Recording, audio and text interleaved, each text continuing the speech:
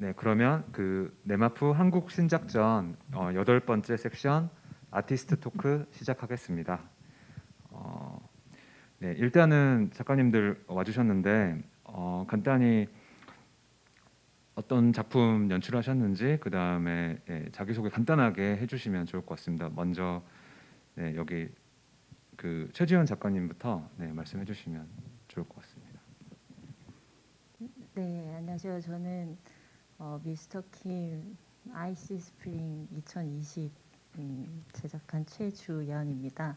저는 원래 뭐 조각, 회화, 그리고 설치, 뭐 영상 이렇게 다양한 매체를 활용해서 작업하는 작가입니다. 네, 그 다음에 네, 노플립 최복희 작가님도 소개해 주세요. 안녕하세요. 저는 유즈레스 스토리에 연출한 노플립이라고 합니다. 저는 원래 영화 전공이고요. 그래서 보통 단편 영화 작업을 많이 했는데 이렇게 애니메이션으로 대한 영상 페스티벌에 오게 돼서 너무 감사하고요. 잘 부탁드립니다.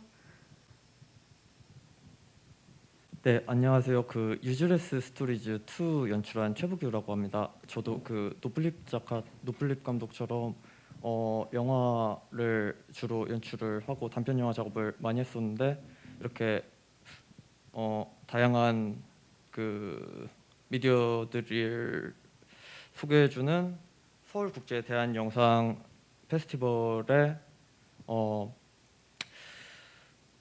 참가하게 되어 영광입니다. 안녕하세요. 저는 가양 7단지라는 다큐멘터리를 연출한 서희향이고요. 저도 영화과를 졸업해서 어떤 극영화 중심의 작업들을 많이 해왔는데 이렇게 다큐멘터리로 오게 되어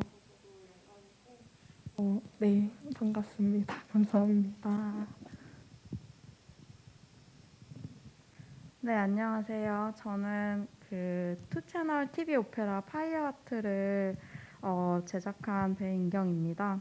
그 하난 벤 시몬이라는 이스라엘 뮤지션이랑 같이 제작을 했는데 그 친구는 지금 뉴욕에 있어서 여기 참가를 하지 못했어요.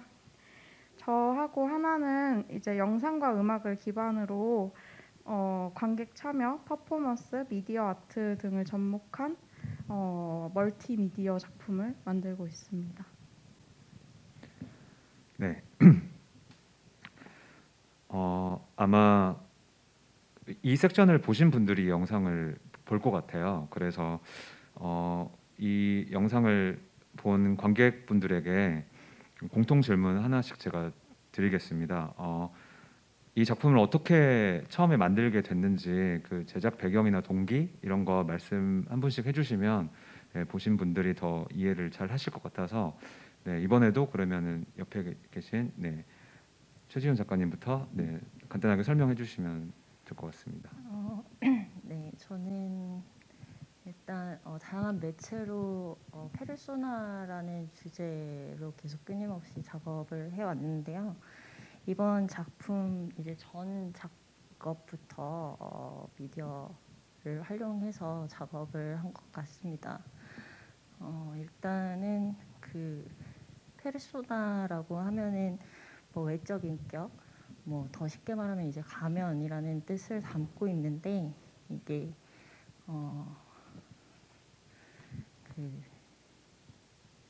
그러니까 타인과의 관계에서 비롯해서 이제 느껴지는 그런 불편한 감정들 아니면은 진정한 자아나 뭐 가면을 쓴 그런 모습들을 이분법적으로만 생각하는 것보다는 그냥 가면을 쓴 모습도 그냥 나 자신 그대로다 이렇게 이제 생각이 들었고요.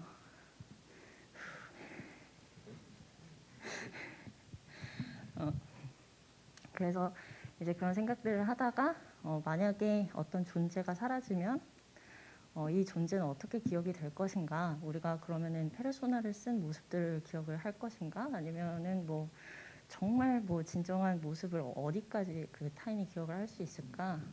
이런 생각을 하면서 질문을 던지면서 작업을 하게 됐어요. 그래서 이제 제 작업을 보시면 이제 양추가 타 들어가는 그 과정 속에서 어떤 인물이 계속 끊임없이 얘기를 하기도 하고 움직이고 이러기도 하면서 이제 끝으로는 양추가 다 예측할 수 없는 모습으로 타서 이제 남았고, 그리고 그 강렬한 그 태양빛에 이제 보이는 상이 어렴풋이 이제 보이게 되는데, 그런 그 마지막 과정까지의 진행 상황을 보시면서 진정한 자신의 모습은 어떤가, 이런 것들을 서로 이제 생각할 수 있는 시간이 되길 기다리면서 이제 작업을 하게 되었습니다.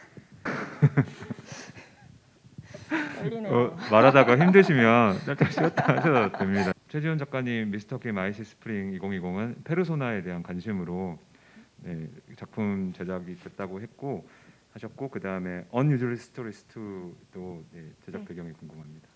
저는 원래 주로 단편 영화 작업을 많이 했는데요. 이게 학생 영화여도 되게 많은 사람이 같이 하고 또 작품 외적으로도 해야 되는 게 굉장히 많거든요. 근데 그러다 보니까 진짜 내가 하고 싶은 거에 집중해서 작품을 못 만들 때가 많아가지고, 그래서 한번 내가 하고 싶은 거를 다 할 수 있는 방식으로, 좀 실험적이더라도 네, 그런 방식으로 작품을 만들고 싶어가지고 이번에 유즈레스를 만들게 됐습니다. 네, 그럼 네, 님은 네, 그 노플립 감독 얘기처럼 그렇게 좀 네, 아무래도 품이 좀 많이 드는 일이다 보니까 이게 네, 그냥 애니메이션을 뭔가 쉽게 해보자라는 생각으로, 그러니까 뭔가 퍼블릭 도메인이나 그런 프리소스를 가지고 영상을 만들면은 솔직히 말하면은 품이 훨씬 덜 드니까 또 있고, 아무튼 네, 좀 그런 네, 그래서 그렇게 하게 되었습니다. 되게 영상과 좀 일맥상통한 캐릭터. 네, 그다음에 가양 7단지도 네, 저는 사실 가양 7단지가 제가 어렸을 때 살았던 동네였고요. 그런데 한 16살 때까지 살다가 한 10년 만에 제가 우연이라고 해야 하나? 저도 시나리오 작업을 하다가 어떤 저 어렸을 때의 기억을 끄집어낼 필요성을 느껴서 우연히 방문을 하게 됐는데 10년 동안 그 아파트 주변에 많은 것들이 많이 변했더라고요. 근데 그 아파트만 너무 그대로인 게 너무 웃기고 신기하고 재밌었어요. 그래서 그리고 그렇게 오랜만에 보았을 때 사실 제가 어렸을 때 살 때는 그렇게 좋은 감정을 가지고 살지는 않았는데 좀 객관적으로 바라보게 되었던 것 같아요. 그때 오랜만에 가서 보니까. 그래서 이거를 좀 이 감정에 대해서 먼저 기록해야겠다는 생각을 가지고 다큐멘터리 작업을 시작을 했던 거였고 그렇게 돌아다니면서 찍다 보니 우연히 다른 분들도 만나고 그들의 이야기도 듣고 네, 그런 시간들을 가졌었고 결과적으로는 그 이야기들이 더 재밌었던 것 같아요. 처음 의도는 그런 거였지만 그래서 마지막에 이야기들만 가지고 편집을 해보는 방향으로 작업을 했었습니다. 네, 그 파이어 아트 네도 말씀해 주세요. 네. 네. 그 파이어 아트는 사실 더 웨더 채널 한국어 제목으로는 기상 예보라는 TV 오페라 2019년부터 2020년까지 제작했던 그런 작품이 있었는데 그거의 속편으로 제작을 하게 되었어요. 저와 하나니 관심이 있었던 것은 이제 인간과 가상 현실에서의 가상 인물들, 그리고 지금 이런 코로나 시대의 인간 군상이라든지 그리고 또 디지털과 아날로그에 혼재된 이런 지금의 세상 이런 것들에 대해서 관심이 있었고 이런 저희들이 관심 있는 주제를 팝 아트와 결합시켜서 어떤 재밌는 무언가를 만들 수 있을까라는 생각을 하면서 만들기 시작했고요. 그래서 더 웨더 채널 같은 경우에는 좀 더 미국의 대중문화에서 따온 그런 작품이었는데 이번에 파이어 아트 같은 경우에는 저희가 운 좋게도 한국에서 지원을 좀 받게 되어서 그러면 그냥 한국에서 한국의 대중문화를 한번 바탕으로 해보자. 그래서 아침 막장 드라마라든지 아니면 그 90년대 저희 세기말 감성 있잖아요. 그런 것들을 한번 가져와서 그거를 저희의 주제와 결합해보자 이렇게 하면서 시작된 작품입니다. 네. 그 이번에 관객분들 질문을 극장 안에서 토크를 못하기 때문에 그 QR 코드로 몇 개 받았어요. 그래서 제가 먼저 관객분들이 궁금하시거나 코멘트했던 거 먼저 여쭙고 그 다음에 또 제 개인적인 질문들을 이제 여쭈는 방식으로 네, 진행을 하겠습니다. 이번에는 거꾸로 파이어아트 배인경 작가님에게부터 먼저 질문을 도착한 질문을 제가 전달을 해드리겠습니다. 몇 개가 있는데 제가 천천히 하나씩 물어보겠습니다. 영화 중간에 영화를 보면 수상한 택배 기사가 그 등장을 하는데 그 택배 기사가 강조된 이유가 있는지 궁금하다는 네, 질문이 있었습니다. 네, 사실 그 택배 기사가 강조가 된 것까지는 아니지만 굳이 그 왠지 안 나와도 될 것 같은 그 인물이 나왔던 이유는 어떻게 생각하면 이 택배 기사 자체도 현실과 그 가상 아니면 초현실 그 사이의 경계에 있는 인물이라고 저는 생각을 했거든요. 그래서 그 뭔가 되게 익숙한 것 같으면서도 이런 사람이 이 알 수 없는 무언가의 음악에 의해서 뭐 초월하는 그런 장면을 통해서 그 저희의 현실과 가상 공간의 경계에 대해서 얘기를 하고 싶었던 것 같아요. 네, 그 이어서 하나 더 드릴게요. 이거 어떻게 질문해야 할지 모르겠는데 답변 거부하셔도 됩니다. 네, 그 사랑에 대한 영화라고 볼 수도 있잖아요. 그래서 어떤 분이 작가님 첫사랑 스토리 궁금하네 용이라고 질문을 주셨습니다. 네. 첫사랑은 저는 로맨틱한 게 아니라고 생각을 하고 그래서 별로 얘기를 하고 싶지 않네요. 죄송합니다. 네, 알겠습니다. 그 다음에 가양 7단지의 서혜양 작가님께 질문 드리겠습니다. 아까 말씀해 주셨는데 왜 거기를 찍게 됐는지 그래도 질문을 그대로 전달해 드리자면 임대 아파트 관련 다큐로 이해를 했는데 가양 7단지를 선택한 기준이 따로 있었을지 궁금합니다. 그러니까 물론 본인이 살았던 배경이기도 하지만 임대 아파트에 대한 주제로 읽었고 왜 하필 꼭 가양 7단지였는지에 대한 질문인 것 같습니다. 제가 이 작업을 하기 전까지는 임대 아파트나 어떤 그런 이슈들에 대해서 크게 관심을 갖지 못했었는데 오히려 저는 반대로 이 작업하고 나서 이게 대중들에게 보여지고 또 많은 의견들을 들으면서 좀 더 관심을 갖게 되었었고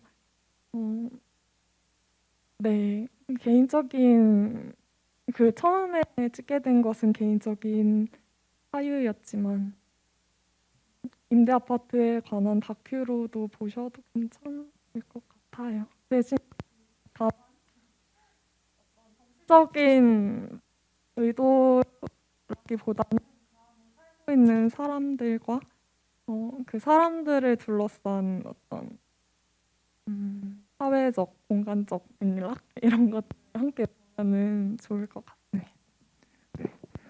그 다음에 Unusual Stories 2 이 영화에 대해서는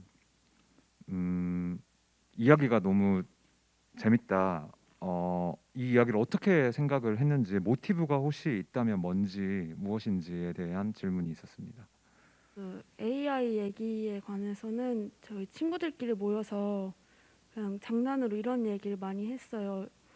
뭐 예를 들면 뭐 그 돈 많고 좀 나이 많은 사람이랑 뭐 얼마 주면은 키스할 수 있냐 이런 얘기를 많이 했는데 남자들은 대부분 뭐 최대 금액이 100만 원이고 한 10만 원이어도 할 수 있다 그러고 그런데 여자들은 다 안 한다 그랬거든요. 근데 이게 약간 남자 여자의 경험 차이도 있고 시선 차이도 있고 그래서 거기서 오는 좀 코미디가 있는 것 같아서 약간 그런 부분 비틀어서 이런 얘기를 만들면 재밌겠다 해가지고 만들게 됐습니다. 그리고 택시 기사 이야기는 처음에는 그냥 오프닝용으로 짧게 하려고 생각을 했는데 그 작품을 만들다가 뭐 AI 관련된 책을 읽으니까 진짜 좀 무섭게 느껴지더라고요. 내가 AI를 이길 수 있을까 이런 생각도 들고 그래서 그리고 또 요즘 영화계가 많이 어렵잖아요. 그래서 극장도 사라질 수도 있고 또 내가 딱 어렸을 때부터 꿈꿔왔던 그런 120분의 그 장편 영화가 사라질 수도 있겠다 이런 생각을 해서 약간 거기서 좀 비롯된 이야기였습니다. 이야기는 두 가지 이야기가 나오잖아요. 이렇게 한 번씩 이렇게 옴니버스식으로 제작을 하신 거죠? 네. 아, 그러면 최백우 작가님도 그 이야기에 대한 모티브나 그런 거에 대해서 이제 좀 설명해 주시면 좋을 것 같습니다.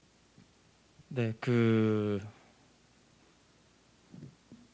저거 일단 요즘은 아니고 옛날부터 계속 많이 나왔던 얘기가 마인드 업로딩 같은 얘기가 되게 많이 나왔는데 그거에 대해서 이제 생각을 해봤을 때 이게 저도 어떤 뭐 논리라던가 뭐 일은 과학적으로 뭐 이런 게 있는 건 아니고 그냥 본능적으로 거부하는 이 기술에 대한 거부 반응이 있어가지고 얘기를 너무 이상하게 하네. 조금 자세히 설명을 드리면은 아무튼 뭐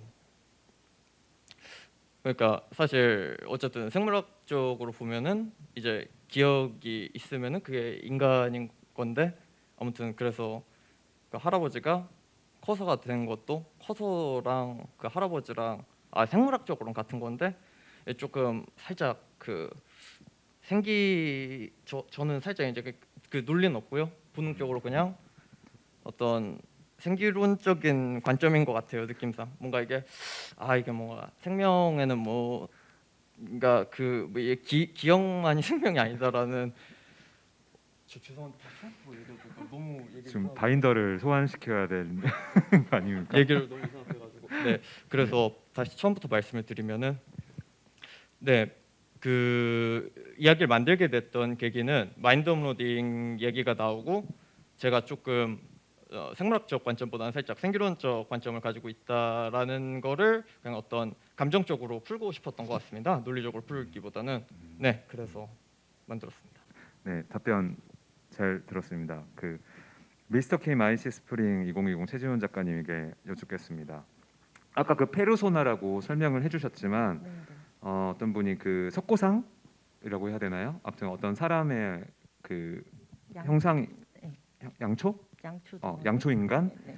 양초 인간이 누워 있고 그 거기로 이제 빔이 투사가 돼서 또 사람이 이렇게 투사가 되는데 그 사람 도대체 누군가에 대한 질문이 있었습니다. 저도 네, 네. 미스터 킴이라고 하길래 네. 뭐 특정 인물인지 궁금했었거든요. 그래서 같이 설명을 해주시면 좋을 것 같습니다. 네, 그 등장했던 배우는 제 작업실 옆집에 사는 이제 지인인데요. 네, 김창훈 씨라고 미스터 킴이셔가지고 이제 그 제목을 그렇게 하게 되었고요. 제 작품 속에서 등장하는 분들은 다 이제 제 지인인데 이게 생각을 해보면 현실적인 측면과 작업적인 측면이 있는 것 같아요. 그래서 작업적인 측면은 이제 그 카메라에 익숙하지 못한 일반인들이 어쨌든 조금 더 저와의 관계로 인해 좀 자연스럽게 연출을 할 수 있도록 하기 위해서 이제 제 지인들을 등장시키기도 했지만 어떻게 보면은 그 현실적인 측면이 더 큰 것 같은데요. 그 이제 그 왁스로 실제 인물을 똑같이 이제 구현을 해내야 되는데 그 과정을 저는 3D 스캐너를 사용을 했거든요. 그래서 그 보통 1시간에서 2시간 정도 이제 같은 자세를 계속 꾸준히 취하면서 그 스캔을 이렇게 받아야 돼요. 그리고 이제 그 영상도 똑같은 자세로 찍어야 되는데 그게 자칫 잘못하면은 몇 번을 찍어야 됩니다. 그래서 이 모든 험난한 과정을 다 이해할 수 있는 그런 이제 지인에게 부탁을 하게 된 겁니다. 네, 그 사람의 정체는 옆집 남자였다는 네, 답변을 받았습니다.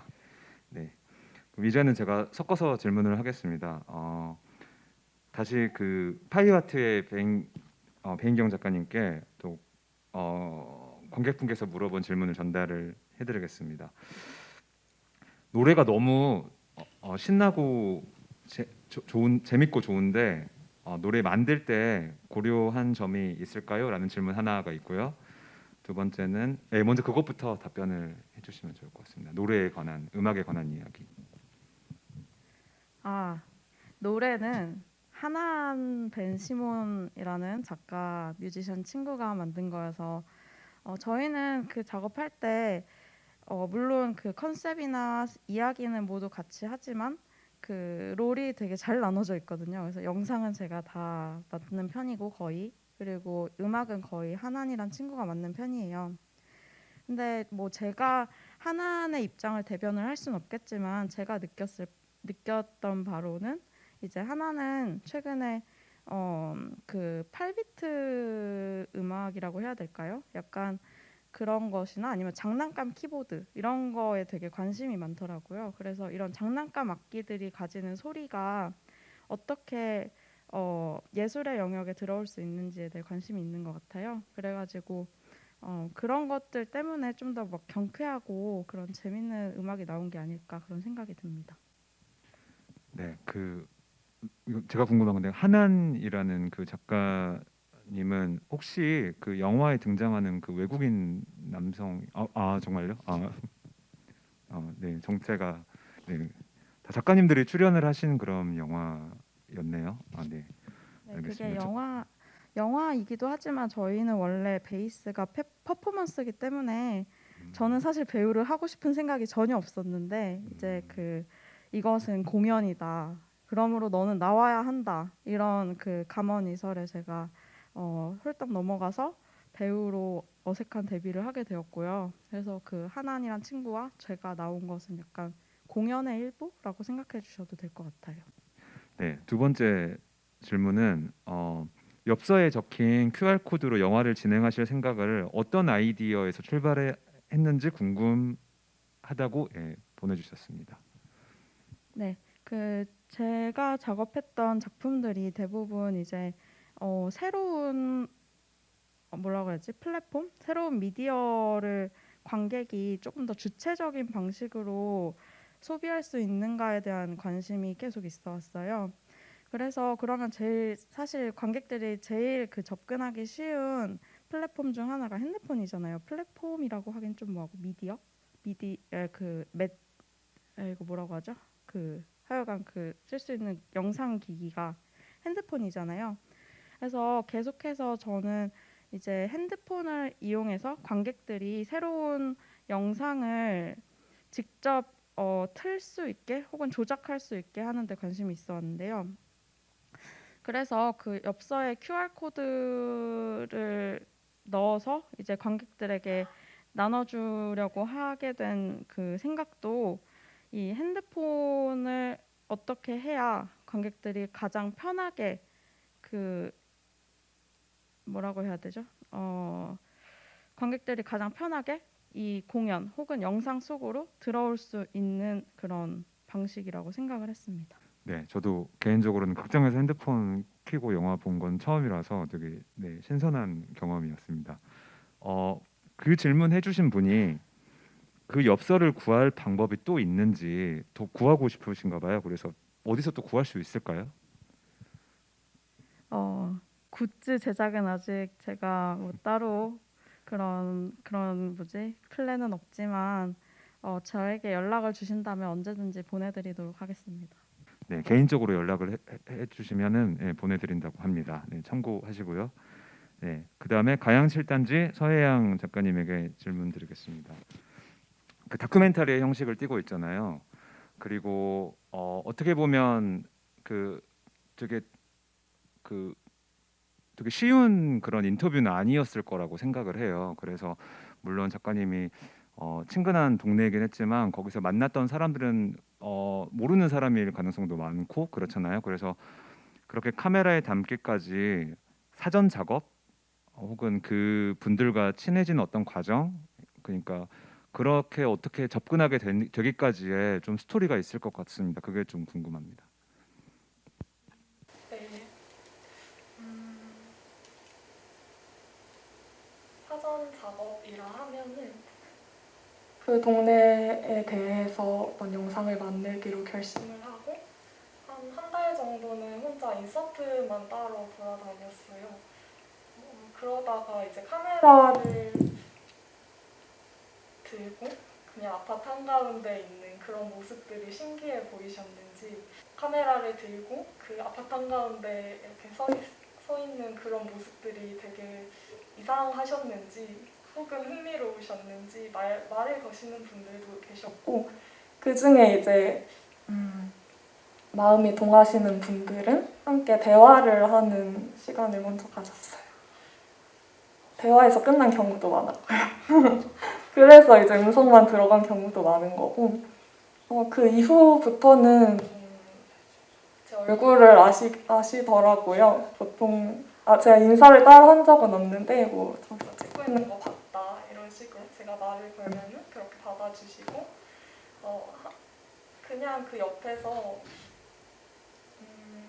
뭐 어르신들 모여 계시면 그 모여 있는 모습을 옆에서 함께 지켜보아도 되느냐 하고 그 대화에 가끔씩 제가 참여를 하기도 하고 이런 식으로 작업 위주로 이루어졌었고 인터뷰를 제대로 해야 할 필요성을 느꼈을 즈음에 이제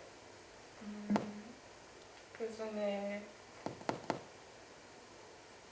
인터뷰를 좀 더 해주실 의향이 있는지 제가 여쭤보고 그런 식으로 작업을 했었습니다. 네, 조금 어렵긴 했었어요. 아, 그래도 먼저 접근을 해오셨군요, 작가님에게. 그런 분들이 많으셨군요. 네, 그런 분들도 많으셨고 근데 좀 어려웠던 거는 그게 호의적으로 다가주신 분들도 있었는데 좀 부정적으로 바라보는 분들도 많으셔서 갈피를 못 잡는 그런 경험도 했었습니다. 네, 저도 그런 이야기들이 되게 궁금한데 그거에 대해서는 나중에 또 여쭤보겠습니다. 네.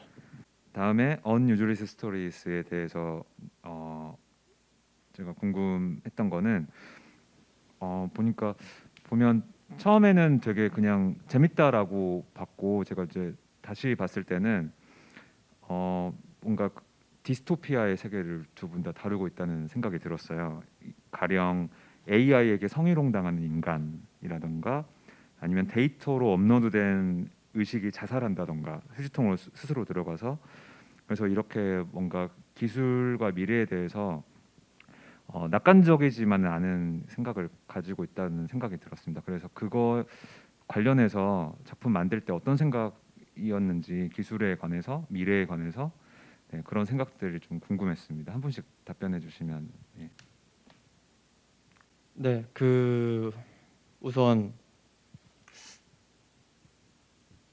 기술이 발전되는 거는 어쨌든 피할 수가 없다고 많은 사람들이 생각을 하고 있는 것 같아요. 저도 그렇고 이제 노플 감독 같은 경우에도 그렇고 정말로 그 내러티브를 만드는 AI가 만들어질 수도 있고 아무튼 그걸 통해서 사람들이 일자리를 잃을 수도 있고 그런데 그거를 뭐 무조건 부정적인 건 아닙니다. 저희는 일단 무조건 부정적인 건 아니고 그냥 걱정되는 부분이 있는 거긴 한데 아무튼 그거를 저희가 어쨌든 막을 수는 없으니까 그냥 어쩔 수 없구나 하고 그냥 현재 충실하면서 살아가자라는 관점으로 네 만든 겁니다.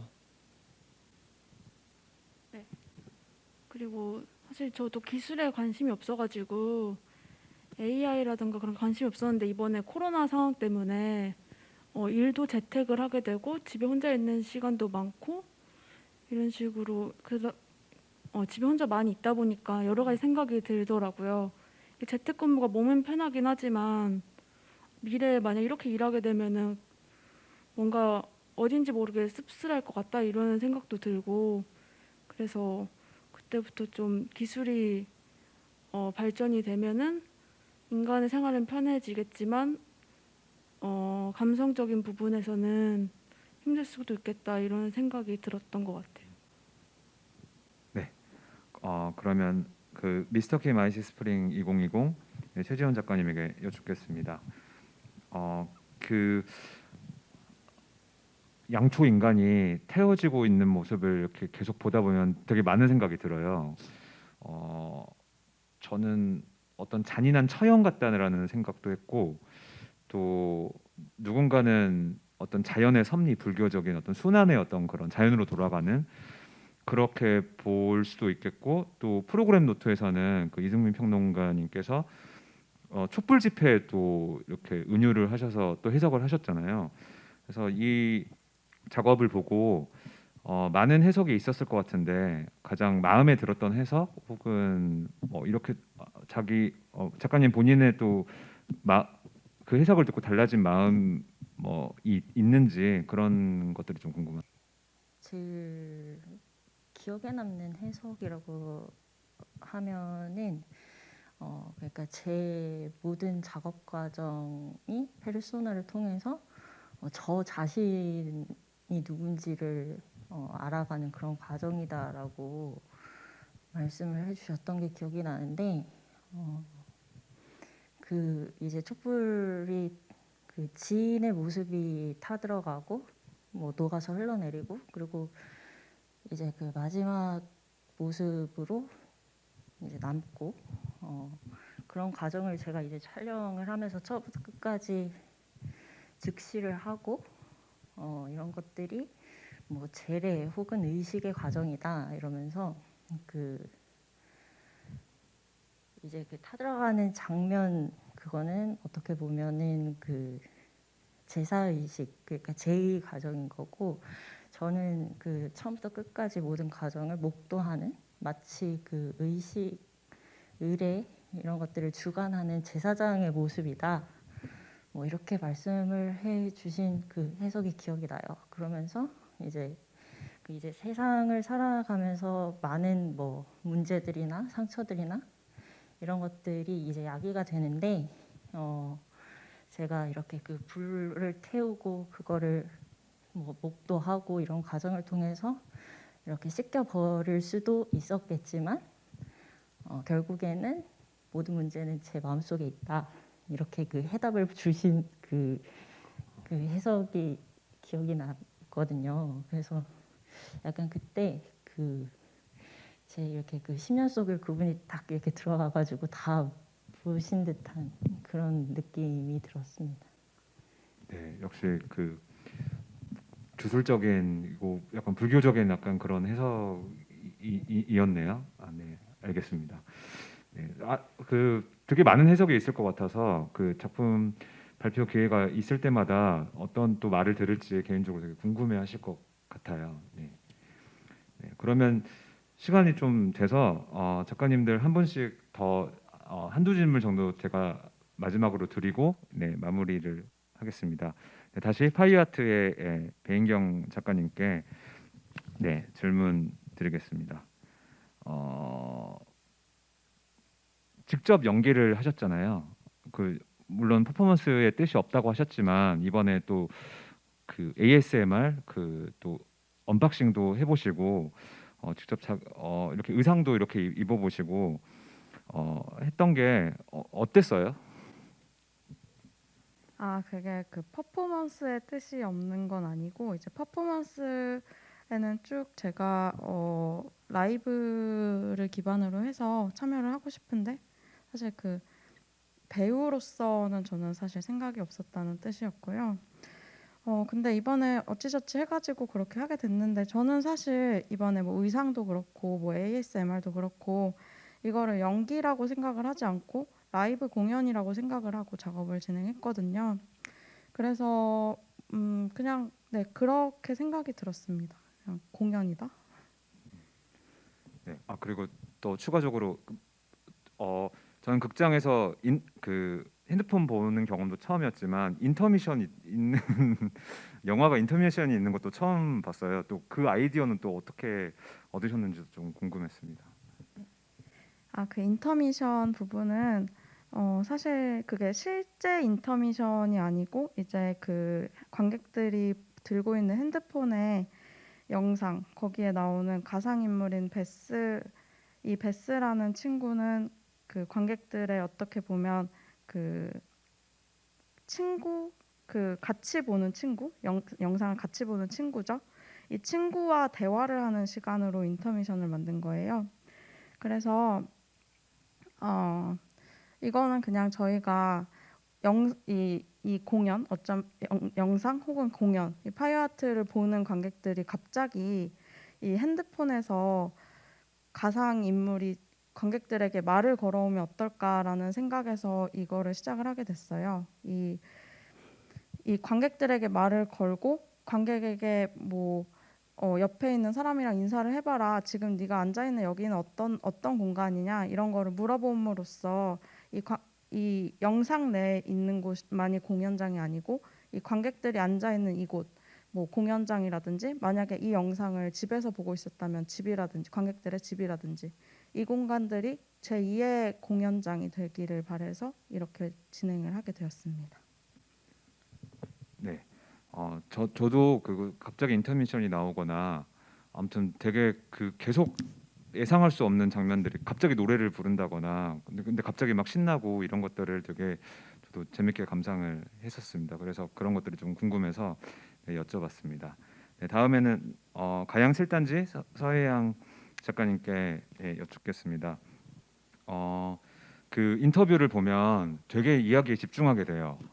집중하게 되고 동네를 바라보는 사람들의 시선이 뭐랄까 다 제각각이라는 생각이 들었어요. 그런데 어떤 그 동네를 바라보는 세간의 어떤 그 혐오와 차별의 시선에 적극적으로 저항하는 사람보다는 오히려 그 시선을 내면화하거나 아니면 달관하는 사람들이 더 많았다고 저는 느끼거든요. 그래서 그 찍을 때 어떤 심정이었는지 그런 인터뷰를 들을 때 네, 그런 그 네, 작가님의 생각이 궁금합니다. 네, 네, 맞아요. 그런 순응하는 느낌의 조금 현실을 받아들일 수밖에 없는 네, 그런 모습들, 생각들이 사실 저는 근데 그분들이 어떤 공간에 대해서 이야기하는 것보다 삶을 이야기하는 게 더 재밌었어서 그 삶에 집중하다 보니 그 부분을 작업할 때는 많이 못 느꼈었어요. 근데 이제 이게 나중에 영상이 다 편집되고 그것을 저도 다시 보았을 때 그런 모습들, 그런 어,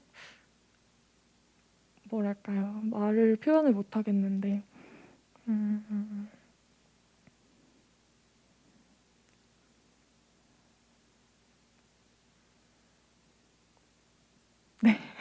네, 되게 네. 저도 보면서 한마디로 할 수는 없는 되게 복합적인 심정이 저도 들어서 네, 답변을 듣기 위한 질문은 아니었고 그냥 말을 한번 섞어보고 싶어서 이 질문으로 그래서 그렇게 질문을 드렸습니다.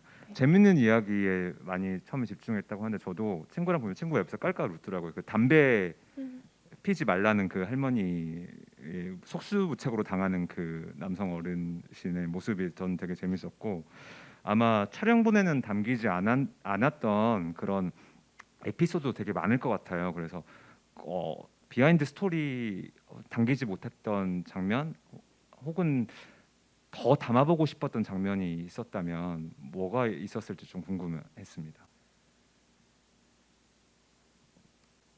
사실 제가 더 작업을 하려고 했었는데 갑자기 추가 인터뷰를 할 즈음부터 코로나 때문에 인터뷰들이 계속 취소되면서 그냥 편집을 후다닥 해버리고 마무리를 지었던 작품인데요. 처음쯤 나오셨던 진짜 가장 처음 나오셨던 그 장애인 자녀를 둔 부모님과 인터뷰를 좀 더 하고 싶었는데 그 장애인 언니더라고요. 언니의 이야기도 조금 들어보고 싶었고 네, 그런 것들도 들어보고 싶었고 비하인드 스토리라 하면은 조금 저희에게 근데 조금 안 좋은 비하인드 스토리들이 많아가지고 좋은 거는 거의 다 담았어서 네 말씀드리기가 조금 애매한 것 같아요. 알겠습니다. 네. 굉장히 많으셨을 것 같아요. 네, 많았어요. 인터뷰 한 사람이 한두 명이 아니었기 때문에 그런 점이 궁금해서 여쭤봤고요. 그 다음에 또 언유즈리스 스토리스 작가님들에게 여쭙겠습니다. 네. 그 마지막에 이야기를 다 건넨 다음에 그 승객이 돈을 건네잖아요. 근데 동전이라서 그 얼마인지는 잘 모르겠지만 그 장면을 보고 저는 그 택시 기사를 탔는데 이야기 값이라고 해서 돈을 주는 장면 있잖아요. 그 장면 조금 약간 의미심장하게 읽히긴 했거든요. 그래서 그 장면 연출할 때 어떤 생각이셨는지 좀 궁금하긴 했습니다. 그 장면이 생각났던 거는 제가 예전에 단편 영화를 작은 상영회에서 상영을 한 적 있어요. 근데 이게 인터넷으로 그 생중계가 됐는데 제 학교 동기가 그걸 보더니 너무 잘 봤다고 하면서 저한테 기프티콘을 줬거든요. 근데 그때 기분이 너무 좋아가지고 역시 내가 이걸 만든 게 자기 만족도 있지만 누군가 잘 봤다고 하고 그의 어떠한 무슨 표시를 해주는 게 되게 만든 사람한테 정말 큰 기쁨이고 어쩌면 그것 때문에 만들 수도 있겠다 생각이 들어서 네, 그런 장면 연출하게 됐습니다. 네, 저도 그거를 뭐 AI가 지배하는 미래 세계에서도 여전히 뭐 이야기와 이렇게 작품을 생산하는 예술가들이 있을 거고, 그래서 저는 예술가에 대한 어떤 그런 입장으로도 읽히기도 했어요. 그렇게 뭔가 제공을 하고 대가를 받는. 그래서 그렇게 생각했는데 여쭤봤는데 일맥상통하는 부분이 있는 것 같습니다. 이건 제 또 사적인 질문인데 애니메이션 보고 처음에 그 생각 많이 했어요. 저 넷플릭스에서 혹시 그 애니메이션 중에 릭앤모티라는 애니메이션 아시나요? 네, 그거 되게 많이 생각을 했었거든요. 그래서 그거 혹시 처음에 왜냐면 할아버지가 UFO를 타고 다니고 그런 장면이 혹시 좀 참고가 되셨을까요? 저는 리겐모티 작품 알고 있는데 보지는 않았고요. 이 친구는 많이 봐가지고 알게 모르게 참고가 됐을 수도 있을 것 같아요. 네, 알겠습니다. 네, 그럼 마지막으로 미스터 킴 아이시 스프링 2020 최지원 작가님에게 마지막 질문 드리겠습니다. 그 촬영 과정이 되게 쉽지 않았을 것 같아요. 왜냐하면 야외 촬영에 불을 가지고 하는 촬영이잖아요. 그래서 산불이 날 수도 있는 거고 또 그 양초가 어느 방향으로 타들어서 어떻게 남을지도 예상을 못하는 거잖아요. 그래서 그런 부분에 있어서 촬영 과정의 어떤 어려움이나 그런 걸 어디까지 컨트롤하고 어디까지 우연적인 상황으로 남겼는지 그런 과정이 좀 궁금했습니다. 네, 이게 참 그 예측을 전혀 아무리 시나리오를 막 시뮬레이션을 하고 들어가더라도 정말 그 하기가 쉽지가 않았었는데 보통 작품당 한 평균적으로 24시간이 넘는 시간을 촬영을 해요. 한 번도 끊지 않고. 이게 그 모든 게 다 연소되기까지의 시간이 뭐 많이 드는 작품들은 뭐 2, 3일 넘게도 이제 계속 한 번도 꺼트리지 않고 이제 그 촬영을 해야 되는 경우도 있고, 그리고 그게 또 야외에서 진행을 하고 또 밤에는 바람도 너무 많이 불고 뭐 그 바람 때문에 불도 계속 주기적으로 꺼지고 뭐 그래서 정말 예측할 수도 없고 얘가 언제 끝나는지를 일단 모르고 있으니까 계속 몇 날 며칠을 또 대기를 해야 되고 찍고 예, 막 그런 그 어려움이 있더라고요. 그래가지고 계속 찍을 때마다 다음에는 쉽게 찍어야지 생각을 하는데 그게 잘 되지가 않더라고요.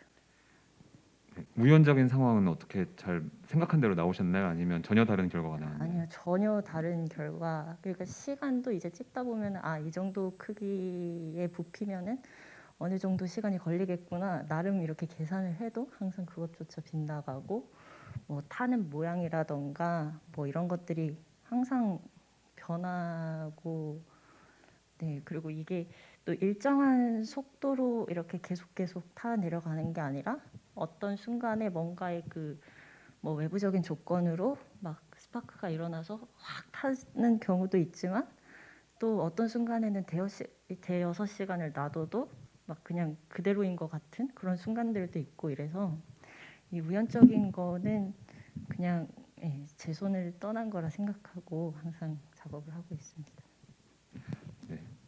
알겠습니다. 그러면 이제 마무리를 해야 돼서 한 분씩 그럼 이번엔 최지원 작가님부터 이 영화에 관한 뭐 더 발전된 뭐 그런 생각이 있으시거나 혹은 다른 곳에서 혹시 상영 계획이 있으시거나 혹은 이 작품이 아니더라도 다른 자신의 계획 혹은 뭐 발표 홍보하셔도 되고요. 예, 그런 거 종합해서 말씀해 주시면 좋겠습니다. 네, 최지원 작가님부터. 네, 저는 뭐 아직까지 앞으로 뭐 계획된 전시라던가 상영은 없는 상태고요.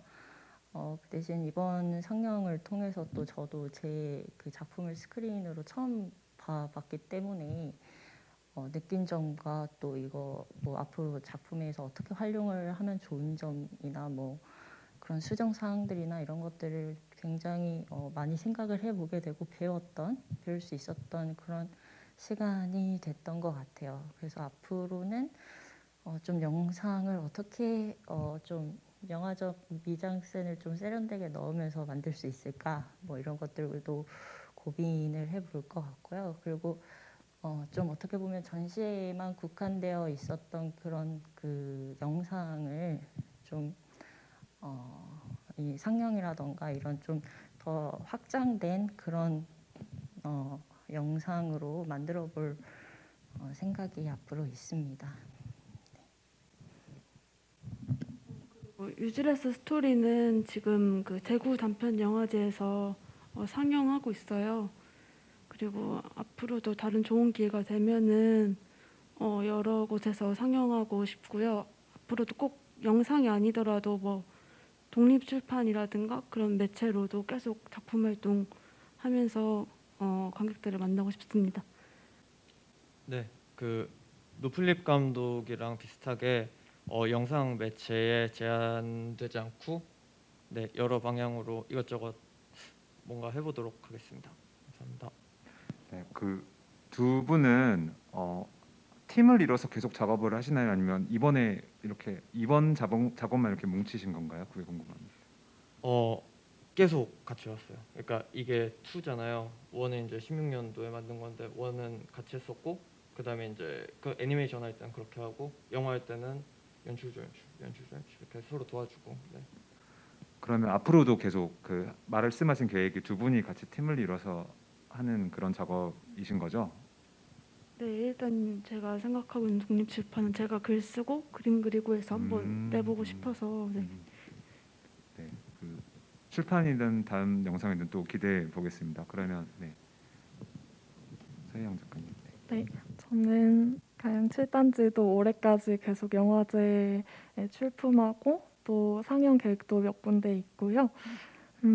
저는 이번 작업을 하면서 어떤 사람들 이야기 듣는 게 되게 재밌고 또 그 삶을 되게 우연적으로 재밌게 나오는 그런 말들이 많더라고요.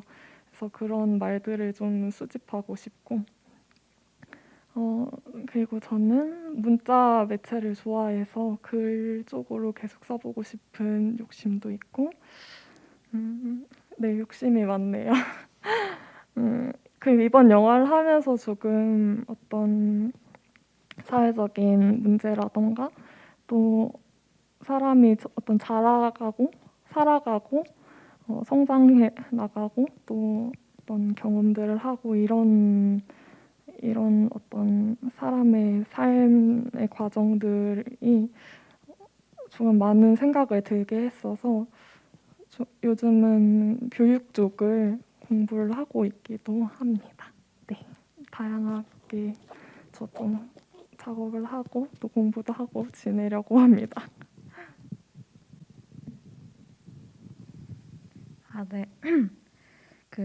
저는 아까 말씀드렸던 더 웨더 채널이라는 작품이 이번에 10월에 상암 문화비축기지에서 아마 공연을 하게 될 것 같아요. 제가 원래 했던 웨더 채널하고는 조금 다르게 좀 더 라이브에 가깝게 공연을 하게 될 것 같고요.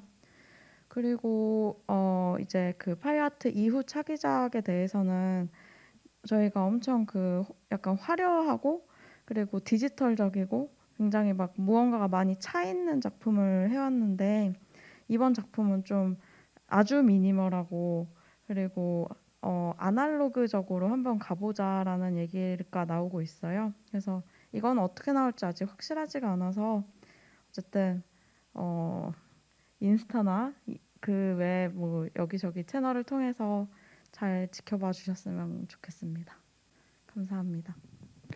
네, 작가님들 말씀 잘 들었고요. 여기까지 네마프 한국 신작전 8번째 섹션 아티스트 토크를 마치겠습니다. 네, 감사합니다.